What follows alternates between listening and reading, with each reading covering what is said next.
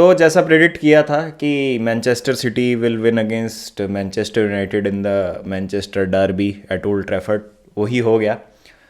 और क्यों हो रहा है ये, और इतनी बुरी तरीके से मैनचेस्टर यूनाइटेड हार गई है कल। और बहुत लोग ये बोल रहे हैं कि यार क्या हो गया, एक ओन गोल था और एक डगया का ब्लंडर था, उसकी वजह से 2 गोल कंसीड करे, बाकी तो कोई दिक्कत वाली बात नहीं। भाई बहुत ज़्यादा दिक्कत वाली बात है। कल इतने ज़्यादा चांसेस मिले हैं मैन सिटी को, अगर डेविड डगया नहीं होता तो फर्स्ट हाफ में ही 4-0 5-0 हो जाता स्कोर। जैसा मुक्तेश ने कहा था प्रीव्यू में कि लिवरपूल 2.0 एक्सपेक्ट कर रहा हूँ मैं, कहीं ना कहीं 4-5 गोल मार सकती है सिटी फिर से यूनाइटेड को, कोई बड़ी बात नहीं है। तो अब जो सारी चीज़ें हैं ना वो अब काम करना बंद कर रही हैं मैनचेस्टर यूनाइटेड और ओले गनर सोल्शर के लिए। जैसे वो अवे रन था 1-1.5 साल से, जो अवे में मैच नहीं आ रहे थे, वो ख़त्म हो गया है।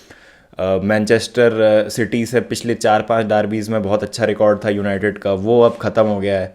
टेबल में नीचे स्लिप होते जा रहे हैं। आज अगर आर्सेनल वॉटफोर्ड से अपना मैच जीत जाती है, जो कि आर्सेनल के होम में है और जो कि उनको जीतना चाहिए, तो they will be 3 points clear of Manchester United with same amount of games played. तो जो टीम 3 मैच के बाद सीजन के -9 गोल डिफरेंस के साथ 20th पोजीशन पे थी और जिसको बैंटर किया जा रहा था कि यार ये तो रेलीगेशन कंटेंडर्स है, वो मैनचेस्टर यूनाइटेड से 3 पॉइंट्स क्लियर होने वाले हैं और टॉप 4 की रेस के लिए फर्मली अपनी जगह बनाने वाले हैं। तो ये पोजीशन हो गई है मैनचेस्टर यूनाइटेड की। 3 at the back, 2 at the back, 4 at the back, 5 at the back. जब तक सिस्टम नहीं है, टैक्टिक नहीं है, मिडफील्ड और डिफेंस के बीच में कम्युनिकेशन नहीं है, जब तक आपके डिफेंडर स्विच्ड ऑन नहीं है, कुछ फ़र्क नहीं पड़ता। दिव्यांश ने बहुत सही बोला है, चाहे 35 एट द बैक खिला लो, चाहे 5 एट द बैक खिला लो, कुछ फ़र्क नहीं पड़ने वाला। आप 5 एट द बैक कर लो, चाहे आप 35 एट द बैक कर लो, कोई फ़र्क नहीं पड़ता।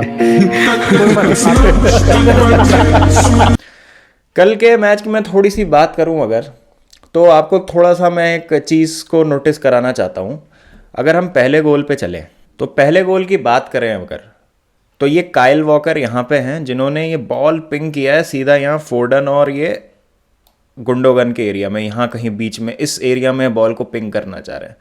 वैन बिसाका को आइडिया ही नहीं है कि फिल फोर्डन ये रन बना चुके हैं इधर से, और ये इतना ज़्यादा स्पेस छूट गया एरिक बाई और वैन बिसाका में। The whole point of back 3 is कि आपको ये जो स्पेसेस हैं और ये जो ओवरलोड हो रहा है, ये जो 3-4 प्लेयर आपको दिख रहे हैं अगेंस्ट ये जो ब्लॉक है मैनचेस्टर यूनाइटेड के डिफेंडर्स का, और ये जो स्पेस आप देख रहे हैं, इसको फिल करना। तो ये जो 2 आपके डिफेंसिव मिड्स हैं, ये पहले तो एक डिफेंसिव मिड आपका बहुत ही ज़्यादा आउट ऑफ पोजीशन है और इस डिफेंसिव मिड को टेक्निकली इधर होना चाहिए। तो ये इतना ज़्यादा डिसजॉइंटेड है, ये 4 एट द बैक हो चाहे 5 एट द बैक हो, कोई फ़र्क नहीं पड़ता। And this is moments before the first goal scored. Unfortunate है वो कि वो एरिक बाई का ओन गोल हो जाता है, इसके बाद थोड़ा सा डिफ्लेक्शन हो जाता है, भसड़ मच जाती है बॉक्स में। लेकिन यहाँ पे टेक्निकली ये क्रॉस आना ही नहीं चाहिए था, ये आइदर बाई और Wan Bissaka should be heading this ball away, लेकिन ऐसा कुछ होता नहीं है and we see City scoring their first goal very easily. यहीं दूसरे गोल की बात करूं अगर मैं, तो ये जाओ कंसेलो खड़ा है, इसने एक बहुत ही मतलब होपफुल सा बॉल निकाला है यहाँ पर बर्नार्डो सिल्वा के लिए। ये बर्नार्डो सिल्वा यहाँ से पीछे से भाग के आ रहा है इस स्पेस में। भाई आपके 3 डिफेंडर यहाँ खड़े हैं, क्या कर रहे हो यार आप, इनको मार्क ही नहीं कर रहे हो, आप स्विच ऑफ हो गए, आपको पता ही नहीं आपके पीछे 2 रनर्स हैं यहाँ पर। और ये आपका एक जो डिफेंसिव मिड है, ये क्या कर रहा है, ये इधर इस डायरेक्शन में क्यों नहीं आ रहा है, ये इनको ब्लॉक करने या इनके थोड़ा सा प्रॉब्लम क्रिएट करने के लिए कि ये बॉल तक ना पहुंच पाए।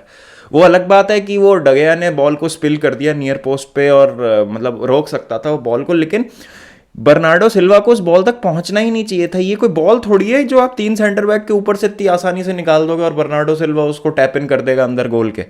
ये बिल्कुल भी मतलब किसी भी तरीके की मैं कहूँगा डिफेंसिव अवेयरनेस नहीं है। 3 एट द बैक बस खिला दिया गया है, कोई आइडिया नहीं है कि डिफेंडर्स कहाँ से आएंगे, डिफेंसिव मिडफील्डर्स का क्या रोल है, किस तरीके से स्पेसेस को ब्लॉक करना है। और अगेन आप देखो, अगर यहाँ पे बॉल मान लीजिए इनमें से कोई डिफेंडर क्लियर भी कर देता है, तो भाई ये डिब्रोयना यहाँ पे आराम से खड़ा है, इतनी सारी स्पेस में खड़ा है, कुछ नहीं करना है इसको एक और फ्री शॉट मिल जाएगा गोल पे, जो कल हमने देखा कई बार मिला भी था उसको। और डगया नहीं होता तो 3-4 गोल खा चुकी होती है मैनचेस्टर यूनाइटेड फर्स्ट हाफ में। यहीं सेकंड हाफ में एक चांस की बात करते हैं, तो अगेन एक क्रॉस आता है जिसको हेड अवे कर दिया जाता है और एक दो तीन चार पाँच छः डिफेंडर्स खड़े हैं और सारे आउट ऑफ पोजीशन है, और कोई भी ये केविन डी ब्रुयने को मार्क नहीं कर रहा है या अवेयर नहीं है कि यहाँ पे भी एक प्लेयर आ सकता है, और एक और बंदा यहाँ खड़ा है बॉक्स में जो कि मतलब यूजलेस सा ही है, क्योंकि कोई कुछ ना वो क्रॉस रोक पाया ना किसी तरीके का यहाँ इस स्पेस को कोई कवर किए हुए। तो यहाँ पे अगर डी ब्रुयने ने ये शॉट इसका कहीं इस डायरेक्शन में चला गया, मिसक्यू हो गया, ये कितना फ्री शॉट मिल रहा है, तो क्या है ये, मतलब डिफेंडर्स हैं आपके बॉक्स में लेकिन उनको पता ही नहीं है कि कब किसको मार्क करना है और कब किस डायरेक्शन में जाना है। सिटी जब ओवरलोड कर रही है, प्लेयर्स भर रही है बॉक्स में, तो सारा तितर बितर हो जा रहा है ऑर्गेनाइजेशन इनका। लास्ट में 80th मिनट के अराउंड ये फिल फोर्डन को एक काफ़ी इजी चांस मिलता है, केविन डी ब्रुयने ने एक बहुत इजी सी बॉल खिला दी है इसको। अब एक दो तीन डिफेंडर आउट प्ले हो गए हैं बिल्कुल, मतलब गेम में है ही नहीं है, इसको कुछ नहीं करना है, फोर्डन को यहाँ जाना है, और ये एक शॉट भी मारता है जो कि पोस्ट पे लग जाता है। यहाँ पे ज़रूर कह सकते हैं कि मैनचेस्टर यूनाइटेड थोड़ा डेस्परेट थी, तो इसलिए जो प्लेयर्स थे काफ़ी अप टॉप पुश कर चुके थे गोल की तलाश में, लेकिन अगेन सेम चीज़, कोई अवेयरनेस नहीं है कि रनर्स कहाँ से आएंगे। टेक्निकली ये अभी दो प्लेयर यहाँ पर फ्री हैं, दो प्लेयर इधर हैं, तो 4 on 4 ही है सिचुएशन अगर आप देखेंगे तो। City should have got their third goal easily यहाँ पर, लेकिन कहीं ना कहीं they let the United off the hook. तो कुछ इस तरीके की चीज़ें हमको कल देखने को मिली हैं मैच में, और again 3 at the back 2 at the back कुछ फ़र्क नहीं पड़ने वाला। ओले को अब मेरे ख्याल से इट्स टाइम कि he should leave and he should resign, और यूनाइटेड अब हाथ पैर धो के किसी नए मैनेजर के पीछे पड़े, क्योंकि ये चीज़ें अब होती रहेंगी होती रहेंगी होती रहेंगी, और अगर आप ये चीज़ों को ठीक नहीं करोगे तो नो मैटर, आप मैनचेस्टर सिटी छोड़ो, कोई भी टीम आपको जीने नहीं देगी अगर आप इस तरीके की फुटबॉल खेलोगे। एटलांटा के against United should not have got even a 1 point दोनों मैच मिला के, जिसमें वो एक जीते हैं, 4 point आए उनके 2 मैच मिला के। पहले जो मैच वो जीते थे ब्रिलियंस से क्रिस्टियानो रोनाल्डो की, और दूसरा मैच भी against due to brilliance of Cristiano Ronaldo. कल जब मैं वॉच अलॉन्ग कर रहा था तो बहुत सारे लोग नाराज़ हो रहे थे मुझसे, और मेरे को कमेंट्स में लिख रहे थे कि बाबा you are discounting Cristiano Ronaldo, you are underestimating Manchester United, don't forget Cristiano Ronaldo is still on the pitch.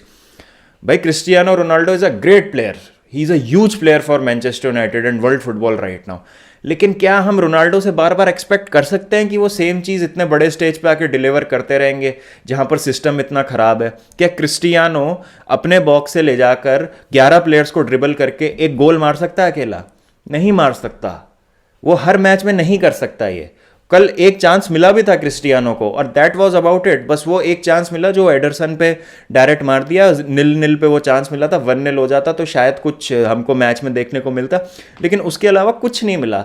तो ये जो एक अनफेयर एक्सपेक्टेशन है ना क्रिस्टियानो रोनाल्डो से, उससे बहुत लोग पागल बने हुए हैं इस समय। उनको ये लग रहा है कि कुछ मिरेकल हो जाएगा, रोनाल्डो इस टीम को कैरी कर लेगा और हम लीग जीत जाएंगे या लीग में बहुत कुछ अच्छा कर लेंगे।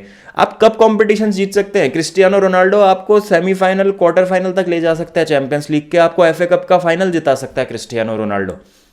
क्रिस्टियानो रोनाल्डो इंडिविजुअल ब्रिलियंस पे लीग नहीं जिताएगा। इंडिविजुअल प्लेयर्स भी जो होते हैं उनको आसपास एक सिस्टम चाहिए होता है खेलने के लिए, उनको उनके साथ कोई प्लेयर चाहिए होता है जो अच्छा खेले। ब्रूनो और रोनाल्डो अकेले कुछ नहीं कर सकते। ब्रूनो भी कल डीप ड्रॉप कर रहा था क्योंकि उसको पता था ओले को कि मैकफ्रेड के बस की नहीं है सिटी का ओवरलोड रोकना, तो ब्रूनो बार बार पीछे आ रहा था ये डिफेंसिव मिड में हेल्प करने इन दोनों की। उसकी वजह से बॉल पे कोई क्रिएटिविटी नहीं थी। हाफ स्पेसेस जो ऑक्यूपाई करता है ब्रूनो फाइनल थर्ड के पहले, जो बॉल स्पिंग करता है वो, या फिर जो फ्री मूवमेंट करता है अपना स्ट्राइकर के पीछे, वो कल हमको कुछ देखने को ही नहीं मिल रहा था। And that is because of Ole and that is down to the system. तो ये सब चीज़ें हैं। और अगर आप क्रिस्टियानो रोनाल्डो होने के बावजूद आपको लग रहा है कि भाई Cristiano Ronaldo is the problem, और बहुत लोग कह रहे हैं कि क्रिस्टियानो रोनाल्डो के आने से पहले जो टीम अच्छा खेल रही थी, तो the manager is to be blamed. कि भाई अगर आपको नहीं चाहिए थे क्रिस्टियानो रोनाल्डो और आपके पास नहीं था प्लान कि उनको टीम में कैसे फिट किया जाए, तो आपको उनको अपनी टीम में लाना ही नहीं चाहिए था। बट अब अगर आप इतने वर्ल्ड बीटर सुपरस्टार को लेके आ गए हैं, goals proven goal scorer, proven बैलन डोर विनर हैं क्रिस्टियानो रोनाल्डो, और अगर आपको अभी भी समझ नहीं आ रहा है कि उनको टीम में कैसे फिट किया जाए, तो भाई इट्स हाई टाइम दैट ओले I think should resign gracefully. और मतलब वो अपनी लेगेसी को हार्म कर रहे हैं और कुछ नहीं है। मतलब अभी तो और भी बहुत खतरनाक मैचेस बचे हैं। अभी विलारियल से अवे खेलना है, चेल्सी से होम पे खेलना है, Arsenal is in really good form, Arsenal से खेलना है। तो मुझे खास उम्मीदें हैं नहीं, if I look at from Manchester United's point of view. और इस तरीके की फ़ुटबॉल खेलते रहेंगे तो मतलब आप फाउंड आउट होते रहेंगे, टीम्स आपको इजीली ब्रेक डाउन करती रहेंगी, और ज़्यादा मतलब आप लीग टाइटल में तो आप ज़्यादा कुछ चैलेंज दे नहीं पाएंगे लीग टाइटल रेस में। तो देखते हैं क्या होता है। छोटा सा एक रिएक्शन कह लें, रिव्यू कह लें, जो मैं बताना चाहता था, आपको दिखाना चाह रहा था। और मतलब जब सब लोग कह रहे हैं कि इतने सारे सुपरस्टार्स हैं और फिर मैनचेस्टर यूनाइटेड अच्छा क्यों नहीं खेल पा रही, तो ये रीज़न है, मिडफील्ड और डिफेंस बिल्कुल ऑर्गेनाइज नहीं है। जब आपको इन बिहाइंड रन्स करने हैं कल के मैच में, काउंटर अटैक पे खिलाना है, तो क्यों आप रैशफोर्ड नहीं खिला रहे हैं, ग्रीनवुड को स्टार्ट करा रहे हैं, ये भी मुझे समझ नहीं आया। वैन डर बीक को लेके आया गया 80+ मिनट में, जब सब खत्म हो चुका था, गेम कुछ बचा नहीं था। तो अब मतलब क्या चाह रहे हैं आप, वैन डर बीक को लाके फिर उसको क्रूसीफाई करेंगे बिल्कुल कि भाई ये उसको मैं दे रहा हूँ चांसेस बट ये अच्छा नहीं कर रहा। तो बहुत सारी चीज़ें हैं जिस पे ओले को क्वेश्चन करना चाहिए। एंड आई डोंट थिंक कि एक मैनचेस्टर यूनाइटेड फ़ैन होगा इस समय जो ये बोल रहा होगा कि नहीं ओले को और टाइम देना चाहिए या फिर he deserves bit more time. I think सबका पेशेंस ख़त्म हो चुका है, और सब इसलिए भी गुस्सा हैं बहुत लोग क्योंकि एंटोनियो कॉन्टे जब अवेलेबल थे उनके लिए नहीं गई यूनाइटेड, और they have missed a chance because he has gone to Spurs now. और अभी कोई मैनेजरियल ऑप्शन भी अवेलेबल नहीं है, कोई प्रूवन या सीरियल ट्रॉफी विनर हो जो आपके पास अवेलेबल हो, जो आके मैनचेस्टर यूनाइटेड की काया एकदम पलट दे या चीज़ों को एकदम से सही कर दे। तो एक नाम जो अब आ रहा है वो जिनेडिन जिडान, नहीं तो एरिक टेन हाग। इन दो मैनेजर्स के अलावा आई डोंट थिंक कि कोई रियलिस्टिकली मैनेजर अवेलेबल भी है जो आके चीज़ों को ठीक कर देगा। मैनेजर तो आ जाएगा, लेकिन जो आके डिलीवर करे, जो इस टीम को उस ऊंचाइयों तक पहुंचाए, जहाँ ये होना चाहिए इस टीम को। तो बहुत ही अजीब सी सिचुएशन है, और दिसंबर फर्स्ट वीक के बाद देखते हैं हम कि ये यूनाइटेड की टीम कहाँ होगी टेबल में। कोई सरप्राइज़ की बात नहीं अगर 9-10th पे होगी ये टीम, और that would be a really, मतलब मैं कहूँगा kick in the balls for all the Manchester United fans, कि इस तरीके का स्क्वाड सीज़न के शुरू होने के बाद आप क्रिसमस के आसपास इस तरीके की परफॉर्मेंस दे रहे हैं लीग में। तो अजीब सी सिचुएशन है, कैच 22 हो गया अब यूनाइटेड बोर्ड के लिए कि ओले को रखें या सैक करें। अब कुछ समझ नहीं आ रहा क्या करें।